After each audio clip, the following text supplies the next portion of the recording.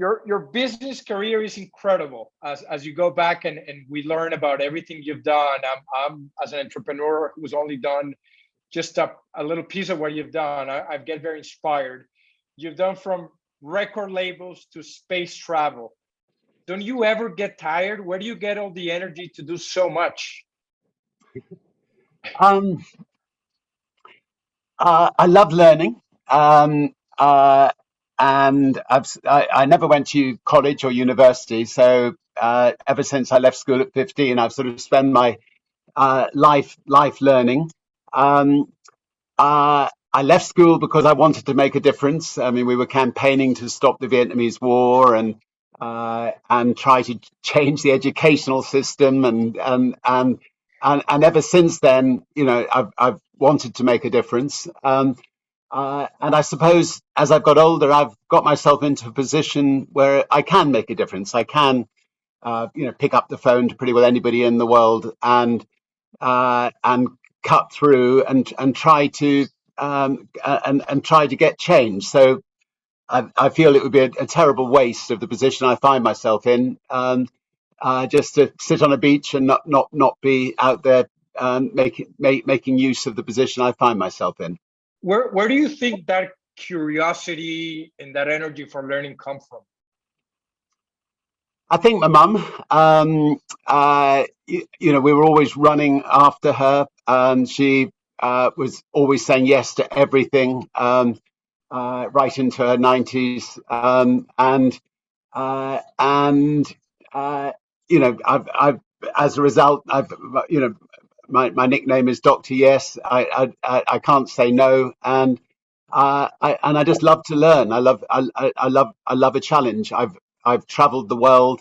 I think that, you know, I mean, obviously lots of people feel this, but I feel I know what needs to be done in different countries to fix different systems, you know, because I've you know, I've spent my life traveling.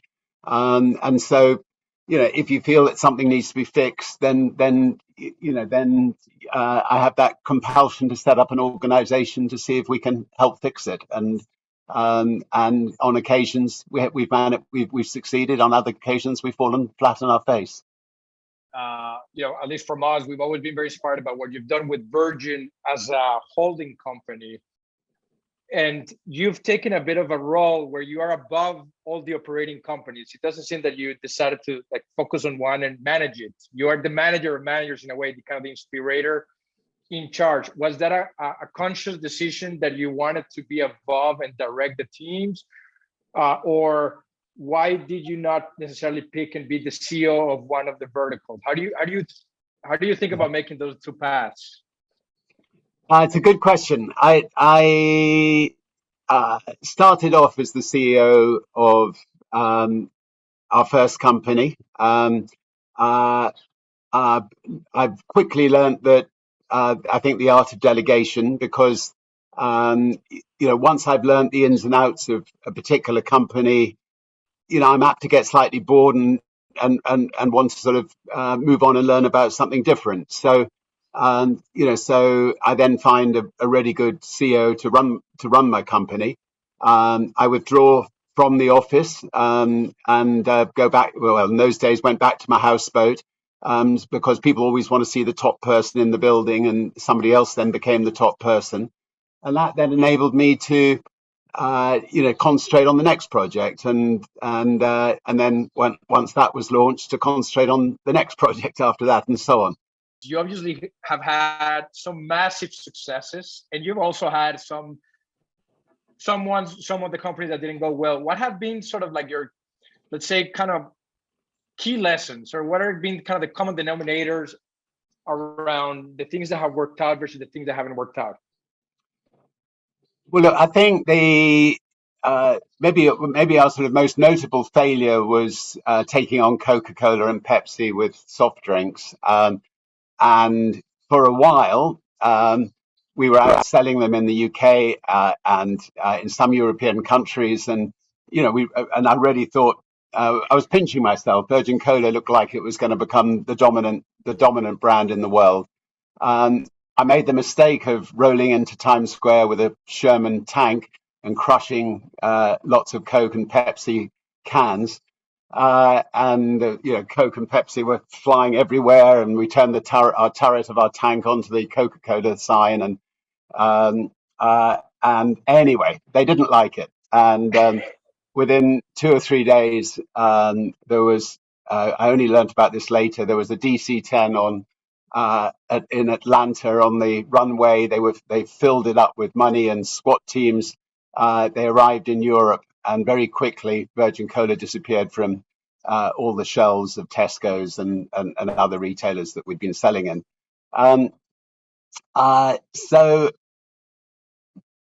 we had this similar battle with British Airways, with Virgin Atlantic,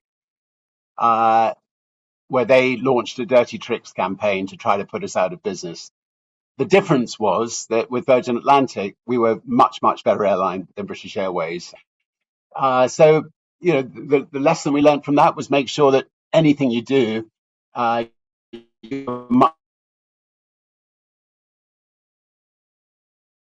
think the giving pledge, you and I are lucky enough to have made considerable wealth in our lifetimes. When we look to our children, they should get the satisfaction of making their own way in life without it being given on a silver plate. Because I think if you give it to them on a silver plate, they're not going to get the same satisfaction. And so I think that successful people, if they sit down with their children and say to them, okay, now, what do you want to become? My daughter wants to become a doctor. She trained to be a doctor. My son wanted to make documentary films on issues like the war on drugs, and he made a wonderful film called Breaking the Taboo on that subject.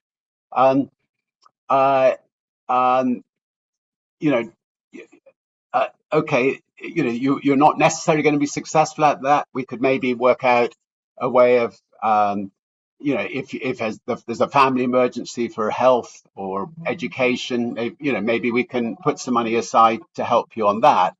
Do you want us to give you hundreds of millions of dollars, or would you rather we turn the company into a sort of not-for-profit organization, which you both run, where all the employees can be really proud of the fact that the company is making a real difference, and you can be proud of the fact that you're working with the foundation to make a real difference in the years coming forward. And I remember my son just saying, this gives us a real purpose in life. This is much more exciting than the other idea. So it sounds like one of the counter arguments I've heard to that is that children might get resented, that there might be resentment if you make that call. You think that that's not the case because you gave them a choice and they were able to participate in that decision, it sounds. I personally think it'll be the complete opposite of resentment. If you brought them up with a heart to realize that there's a lot of causes out there that need fixing, and you can give them the satisfaction of being part of fixing those causes, you're certainly not going to have children that resent it. Let's assume you had a big megaphone, gigantic megaphone to all the Colombian youth. Everybody in Colombia would be listening to you. If there was one thing that you could tell them, one advice, something you would recommend them as they think about the role right now in society of Colombia, the perspective that's ahead, what would that be? What would be one thing that you would want them to internalize and to hear from you? I think if we're talking about young people, I think the most important thing that a young person can do is draw a circle around themselves. Make sure that that person within that circle is healthy and well and happy as they can be, and make sure that they concentrate on themselves initially.